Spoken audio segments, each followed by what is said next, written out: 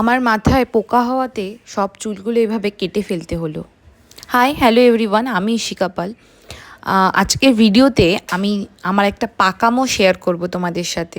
জানি না সেদিন আমার মাথায় কি ভূত চড়েছিল, নাকি আমার মাথার পোকাগুলো সত্যিই নড়ে উঠেছিল, যার জন্য আমি কোনো নলেজ কোনো এক্সপিরিয়েন্স ছাড়াই একটা জায়গায় ঘুরতে যাব তার আগে এরকম একটা ডিসিশন নিয়ে নিলাম যে নিজের চুল নিজেই কাটবো।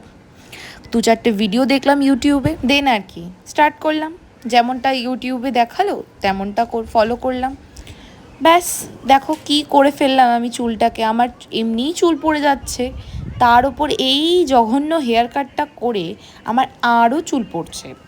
আমি যে এখন পার্লারে গিয়ে এটাকে সেট করব সেটাও আমি করতে পারবো না, কারণ এটা এতই বাজেভাবে এবড়ো খেবড়োভাবে কাটিংটা হয়ে গেছে, যেটাকে পার্লারে গিয়ে সেট করতে গেলে আমার হেয়ার লেন্থ অনেক বেশি শর্ট হয়ে যাবে, আর যেটা আমি একদমই চাই না।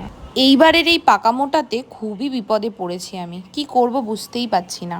তবে এটা থেকে দুটো জিনিস আমি খুব ভালোভাবে রিয়েলাইজ করলাম যে প্রথমত যেটা যার কাজ তাকেই করা উচিত বা তাকে দিয়েই করানো উচিত, আর দ্বিতীয়ত রিয়েল লাইফ সত্যিই আলাদা।